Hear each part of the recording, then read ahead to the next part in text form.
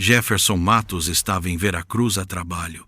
O contrato de meses tinha sido finalmente assinado, mas naquela quinta-feira à noite ele não sentia alívio, só um cansaço pesado demais para dormir. Saiu do hotel para esfriar a cabeça. Entrou no primeiro restaurante que pareceu tranquilo e se sentou esperando apenas mais uma noite anônima em uma cidade onde ninguém sabia seu nome. Pediu água, abriu o cardápio. Tentou voltar aos números, às cláusulas, à vida segura e previsível que conhecia. Foi então que alguém se aproximou da mesa. Ele levantou os olhos distraído, esperando ver um garçom. Mas antes mesmo de enxergar o rosto, sentiu um reconhecimento súbito, físico, impossível. Como se o passado tivesse atravessado o salão e parado a poucos metros dele. E aquilo não fazia sentido, porque a única pessoa que caminhava daquele jeito estava morta. Quando ela se virou, o mundo deixou de fazer sentido. A cicatriz próxima à têmpora direita estava ali, discreta, exatamente onde sempre esteve. E Jefferson sentiu como se o ar tivesse sido arrancado de seus pulmões. Ele conhecia aquela marca desde a adolescência dela. Conhecia a história por trás dela. Conhecia o jeito como ela reclamava do curativo. Conhecia detalhes que não se confundem, que não se projetam em desconhecidos por engano. Ana Clara estava morta. Ele mesmo repetira isso inúmeras vezes para si, tentando transformar a frase em verdade suportável. O acidente de barco não deixara espaço para esperança. As buscas haviam sido intensas, oficiais, acompanhadas pela imprensa. O nome dela fora divulgado como desaparecida e depois como vítima. Especialistas explicaram que naquela região a correnteza arrastava corpos rapidamente, que as chances de sobrevivência eram praticamente inexistentes depois de tantas horas. Nenhum corpo foi encontrado, mas isso não impediu que o mundo encerrasse a história. Ele tentou encerrar também. Tentou aceitar o luto sem despedida. Tentou aprender a conviver com a ausência. E agora ela estava ali, viva, respirando, segurando pratos, como se o passado não tivesse sido declarado morto junto com ela. Quando os olhos dele se encontraram, não houve dúvida, não foi confusão, não foi ilusão alimentada pela saudade. O reconhecimento foi imediato e mútuo, carregado de choque e de algo mais profundo, algo que parecia medo. Ela o reconheceu também. E isso foi o que destruiu qualquer tentativa de Jefferson de convencer a si mesmo de que estava imaginando coisas. O rosto dela perdeu a cor. E por um instante pareceu que o tempo havia sido comprimido entre os dois, como se aqueles 5 anos não existissem. Ele viu no olhar dela a mesma intensidade de antes, mas agora misturada a uma tensão que ele não sabia interpretar. Não era apenas surpresa. Havia conflito. Havia uma decisão sendo tomada ali mesmo, diante dele. Ela segurou o olhar dele por tempo suficiente para confirmar que ambos sabiam exatamente quem o outro era. E então se afastou com passos apressados em direção à cozinha, como se permanecer ali por mais um segundo pudesse provocar algo irreversível. Jefferson permaneceu sentado, incapaz de reagir, sentindo o coração bater de maneira descompassada, enquanto tentava reorganizar a própria realidade. O cardápio ainda estava aberto sobre a mesa, mas ele já não via as palavras impressas. Tudo o que conseguia enxergar era o rosto que acreditara ter perdido para sempre. Ele não estava diante de uma lembrança, não estava diante de um erro. Estava diante da mulher cuja morte havia redefinido sua vida, e ela acabara de fugir dele. Antes de continuar, eu quero abrir meu coração com você. Talvez tenha percebido que estamos com uma nova voz na narração. Essa mudança não foi por acaso. Nós queremos nos diferenciar, fugir do comum e ser lembrados por você como o canal Histórias Emocionantes para Ouvir. Aquele que toca fundo, que fica na memória mesmo depois que o vídeo termina.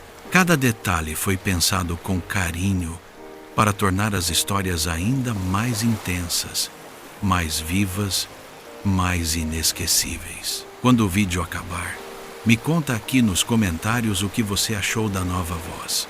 A sua opinião é essencial para que esse canal continue crescendo e melhorando para você. E hoje eu quero mandar um abraço mais do que especial para o Edson Correa, lá de São Pedro da Aldeia, Rio de Janeiro. Para o Nelson Jarson de Araújo, de Campo Grande, Mato Grosso do Sul. E para Maria Nogueira, de Araraquara, São Paulo. É emocionante ver essa comunidade do canal com pessoas de tantos lugares diferentes do Brasil e do mundo. Obrigado por fazerem parte dessa família. Agora vamos continuar. 5 anos antes, eles eram o tipo de casal que havia aprendido a sobreviver junto antes mesmo de aprender a viver com leveza. A morte dos pais de Ana Clara chegara cedo demais e em sequência cruel, primeiro o pai, depois a mãe. E Jefferson estivera presente em cada hospital, em cada decisão difícil, em cada madrugada em que ela acordava sem saber como continuaria no dia seguinte. Ele conhecia o peso que ela carregava porque ajudou ela a se sustentar. Conhecia o gesto involuntário que ela fazia quando estava prestes a chorar. Aquele modo de segurar os próprios braços junto ao corpo, como se precisasse se conter fisicamente para não se desfazer diante do mundo. Ele a conhecia em detalhes que não se aprendem por observação, mas por permanência. Sabia como o medo se instalava no olhar dela antes mesmo de ela admitir que estava com medo. Sabia quando o silêncio era cansaço e quando era mágoa. Sabia que ela precisava de espaço, mas nunca de abandono. Por isso, a briga do dia 13 de julho teve um peso diferente. Não foi a primeira discussão deles.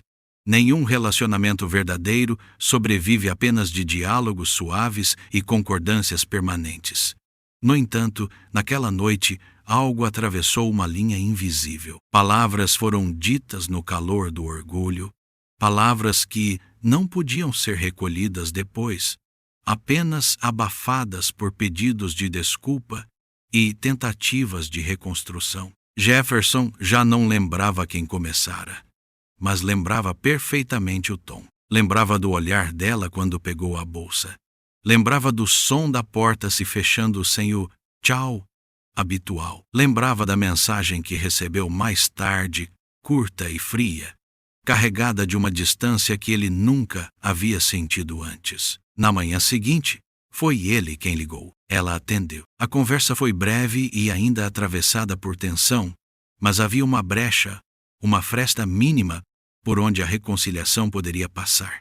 Foi nesse espaço frágil que Jefferson fez a proposta do passeio de barco. Ele era sócio minoritário de uma empresa de locação de embarcações turísticas, negócio que herdara de um tio que decidira se afastar do trabalho, e aquele percurso específico já fazia parte da história dos dois. Sempre que precisavam conversar longe de interferências, recorriam ao mar. O mar tinha a capacidade de ampliar o silêncio até que ele deixasse de ser ameaça e se tornasse oportunidade.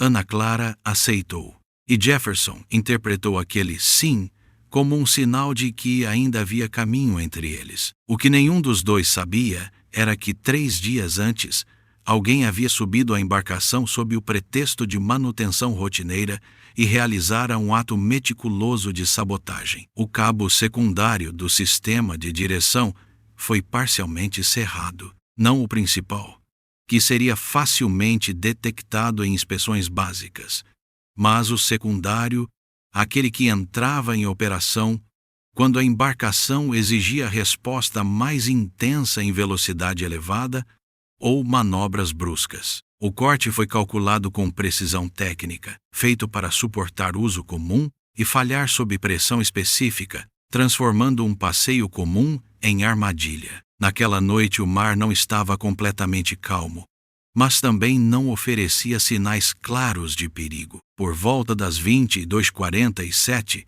enquanto navegavam em velocidade moderada e conversavam sobre a noite anterior, Jefferson percebeu, tarde demais, uma formação rochosa, parcialmente submersa, que não constava nos mapas digitalizados desatualizados que utilizava. Ao tentar desviar rapidamente, exigindo mais do sistema de direção, o cabo secundário comprometido cedeu. O volante perdeu resposta.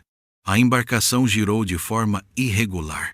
A colisão lateral contra as pedras foi violenta e inesperada. O impacto lançou Ana Clara para fora da lancha antes que ele pudesse segurar ela. Jefferson foi arremessado contra a estrutura da cabine. Perdeu o ar e, por alguns segundos, a orientação espacial. Quando conseguiu se erguer, o cenário já era outro. A lateral esquerda da embarcação estava comprometida. A água invadia rapidamente o interior e o atrito contra as rochas gerou faíscas na fiação exposta do sistema elétrico danificado. Foi nesse momento que o incêndio começou. Os cabos elétricos rompidos entraram em curto-circuito ao entrarem em contato com água e combustível, vazando do impacto. As chamas se espalharam com rapidez assustadora pela parte traseira da embarcação, alimentadas por resíduos inflamáveis, iluminando o mar escuro com um brilho alaranjado que transformou o acidente em cena quase irreal. Jefferson gritou o nome dela. Gritou repetidas vezes. Ignorando o calor crescente e a fumaça que começava a sufocar, ele se lançou na água fria e escura, tentando alcançar ela antes que a correnteza levasse. Mergulhou às cegas, tateando apenas vazio e fragmentos soltos. A água estava agitada. O choque térmico dificultava a respiração e a visibilidade era praticamente nula. Ele chamou por ela até que a voz falhasse. Nadava alguns metros, mergulhava novamente, voltava à superfície ofegante, procurando qualquer sinal, um braço, um reflexo, um som. Não encontrou nada. Atrás dele, a embarcação ardia entre as rochas, parcialmente inclinada, transformando o que deveria ter sido um pedido de reconciliação em uma sequência de minutos que redefiniriam suas vidas para sempre. Naquela noite, enquanto as chamas consumiam o que restava da lancha e as equipes de resgate começavam a se mobilizar, Jefferson ainda acreditava que poderia encontrar ela. Ele não sabia que aquele seria o último momento em que a veria antes que o mundo inteiro declarasse sua morte. O que Jefferson jamais soube naquela noite foi que o colete salva-vidas automático de Ana Clara funcionou exatamente como havia sido projetado para funcionar.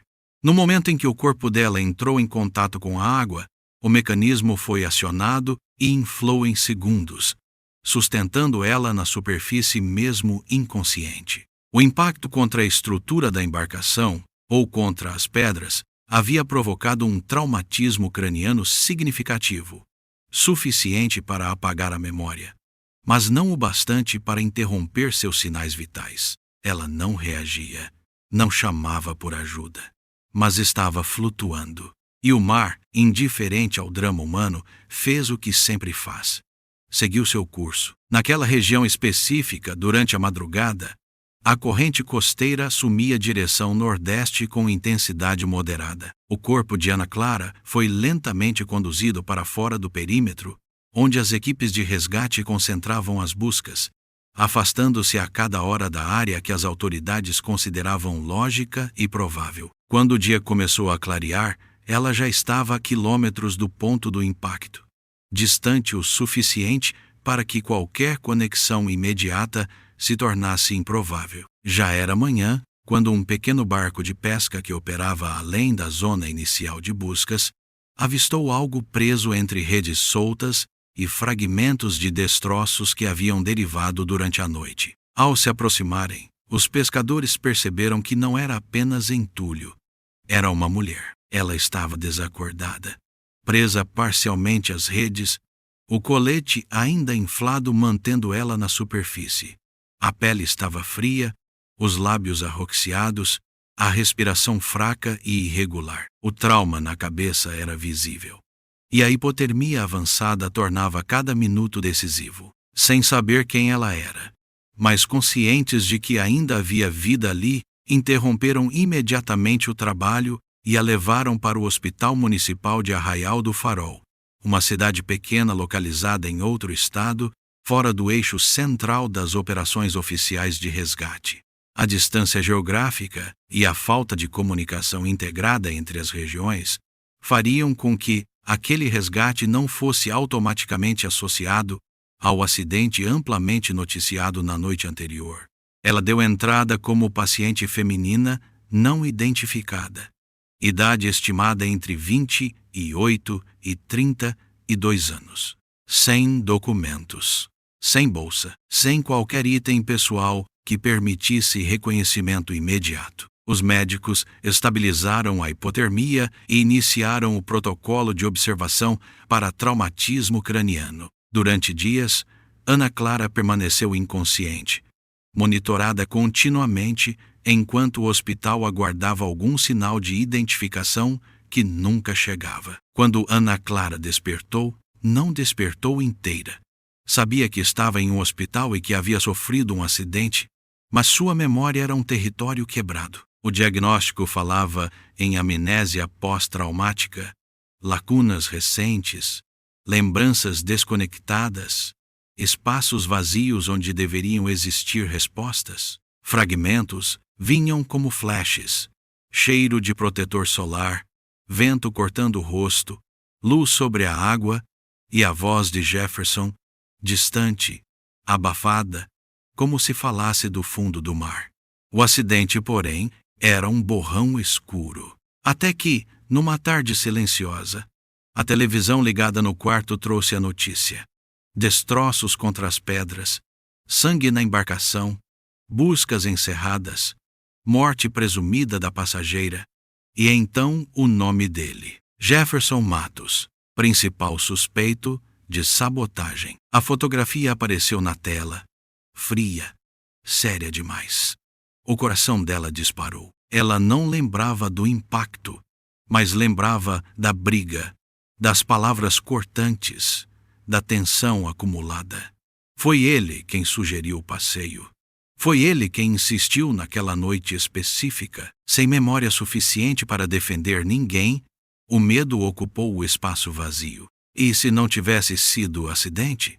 E se ela estivesse viva porque algo no plano falhou? Sozinha, sem família, sem alguém em quem confiar, com a palavra sabotagem ecoando na mente fragilizada, Ana Clara tomou uma decisão silenciosa. Se ele realmente tentou matar ela, voltar seria se entregar outra vez ao perigo. Então, não voltou. Não revelou que estava viva. Preferiu o anonimato à possibilidade de encarar o homem que talvez tivesse tentado tirar ela do mundo e falhado. Quando recebeu alta médica, ainda em processo de recuperação cognitiva e orientada a procurar assistência social por não possuir identificação em mãos, saiu do hospital carregando apenas uma pequena sacola com roupas doadas. Uma enfermeira mencionara a possibilidade de abrigo temporário, mas o simples pensamento de preencher formulários e ser exposta a registros oficiais despertava nela um receio difícil de explicar. Foi então que, caminhando pela rua principal de Arraial do Farol, viu uma lanchonete simples com uma placa escrita à mão na vitrine. Contrata-se atendente. Oferece alojamento. A frase não parecia destino, parecia sobrevivência. Ela entrou.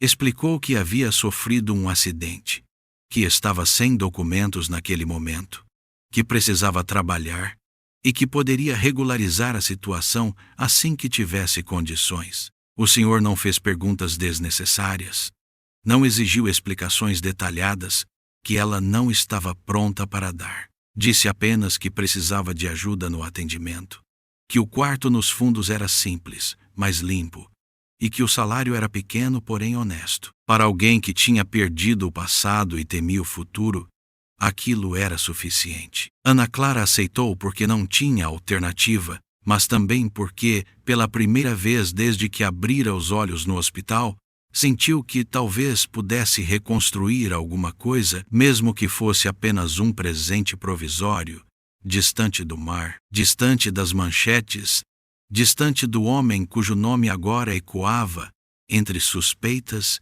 e memórias fragmentadas. Nos meses seguintes ao acidente, as memórias de Ana Clara voltaram em fragmentos, durante o sono, lavando louça, em frases soltas que ecoavam na cabeça. Lembrou-se da briga, do telefonema na manhã do dia 14 e da frase de Jefferson: "Vai ser bom. O mar resolve." Ao mesmo tempo, a imagem da reportagem permanecia viva.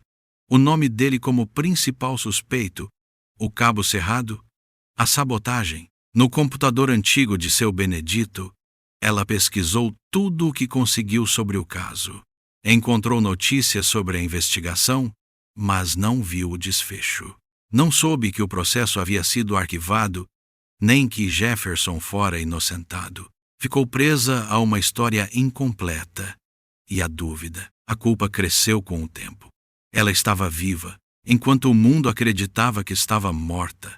E Jefferson, culpado ou não, carregava o peso dessa morte. Ela não voltou. 2 anos depois, mudou-se para Veracruz, refez os documentos e construiu uma nova vida. E então, naquela quinta-feira de março, Jefferson Matos entrou no Costa Viva para jantar numa cidade onde não conhecia ninguém e parou de respirar ao ver ela carregar uma bandeja. Ela passou o resto do turno evitando aquela seção do salão. Pediu para a colega Fernanda cobrir as mesas próximas. Disse que estava com enxaqueca. Ficou na cozinha fingindo organizar pratos até o gerente olhar para ela com uma expressão que tinha limite claro. Quando saiu para buscar pedidos, Jefferson estava de pé no caminho. Ele não havia ido embora. "Ana Clara", disse baixo. Ela parou. Olhou para ele de frente pela primeira vez naquela noite. 5 anos tinham colocado marcas no rosto dele. Não envelhecimento exatamente, mas peso. O tipo de expressão que aparece em pessoas que carregaram algo por tempo demais sem ter onde pousar. "Não aqui." A voz dela saiu mais firme do que ela esperava. "Eu saio às 22 horas." Ele assentiu. Voltou para a mesa, pediu apenas um café. Ficou até o restaurante começar a esvaziar. Eles se reencontraram no banco da praça como 2 pessoas que carregavam cicatrizes invisíveis. A conversa começou tensa, cheia de pausas, mas aos poucos foi ganhando a delicadeza de quem está abrindo o próprio peito com cuidado. Ana Clara contou sobre o hospital, sobre acordar sem memória, sobre a televisão ligada e o momento exato em que ouviu o nome dele associado à palavra sabotagem. Confessou que teve medo de que a briga da noite anterior tivesse sido mais do que raiva, medo de que a insistência no passeio escondesse algo sombrio. Sozinha, sem ninguém que a amparasse, acreditou que talvez ele tivesse tentado matar ela. E essa possibilidade foi suficiente para ela desaparecer. A dor nos olhos de Jefferson não era de ofensa, mas de perda. Ele falou das buscas intermináveis, dos olhares atravessados na cidade, do peso de ser chamado de assassino. Contou que foi inocentado, que o verdadeiro culpado fora Cássio, o sócio endividado que sabotou a embarcação por dinheiro e acabou condenado. Mas explicou que inocência jurídica não apaga a solidão de quem perdeu tudo. Quando o nome de Cássio deixou de ser uma sombra e virou apenas um fato resolvido, algo entre eles se desfez. Não o vínculo, mas o nó. O silêncio que veio depois já não era acusação, era reconhecimento. Nos meses que se seguiram, cada conversa era uma reconstrução. Cada toque, uma tentativa de reaprender o corpo do outro. Ana Clara regularizou seus documentos e voltou oficialmente para a cidade que um dia acreditou que nunca mais pisaria. Sua volta virou notícia. A mulher dada como morta, o homem injustamente acusado, a sabotagem revelada. Mas o que os jornais não podiam narrar era o que acontecia quando estavam sozinhos. A paixão, que nunca havia morrido, retornou com uma intensidade madura, profunda, quase reverente. Não era mais o amor impulsivo de antes, mas algo mais forte, escolhido, consciente, sobrevivente. Na noite em que decidiram recomeçar de verdade, ficaram na antiga casa dele, sentados no chão da sala vazia, rindo do absurdo que foi o destino. Em algum momento o riso virou silêncio, e o silêncio virou proximidade. Jefferson tocou o rosto dela como quem confirma que não está sonhando. Ana Clara fechou os olhos ao sentir os dedos dele percorrerem sua pele, como se cada toque dissesse: "Você está viva. Você está aqui." O primeiro beijo depois de 5 anos não foi apressado. Foi lento, emocionado, carregado de tudo o que não puderam viver. Havia lágrimas misturadas ao sorriso, mãos que seguravam firme como quem teme perder outra vez, respirações que se encontravam no mesmo ritmo. Era um beijo de reencontro, de perdão, de escolha. E quando se abraçaram, não havia mais espaço para dúvidas. O medo que antes ocupava o peito dela foi substituído por uma certeza tranquila. Ele nunca quis destruir ela. O mundo quase conseguiu separar eles, mas não conseguiu apagar o que eram juntos. Casaram-se 1 ano depois, numa cerimônia simples à beira-mar, não para desafiar o passado, mas para ressignificar o que aconteceu. Quando caminharam pela areia de mãos dadas, o vento soprou leve, como naquela noite distante, mas agora não havia tensão, apenas cumplicidade. Ao trocar alianças, Jefferson beijou a testa dela com devoção, e Ana Clara segurou o rosto dele entre as mãos antes de beijar ele com a mesma intensidade do primeiro reencontro, longa, profunda e apaixonada. Não era apenas um casamento, era uma segunda chance selada com amor consciente. O mar que um dia quase o separou tornou-se testemunha do que resistiu. E desta vez, quando se olharam, não havia silêncio entre eles. Havia promessa. Se essa história mexeu com você de alguma forma, eu quero muito saber. Escreve aqui nos comentários o que ela despertou no seu coração. E não esquece de me contar também o que você achou do novo narrador. Sua opinião é muito importante para o canal. Se você gosta de histórias assim, já deixa seu apoio curtindo o vídeo e se inscrevendo no canal para não perder as próximas. Fiquem com Deus e até a próxima.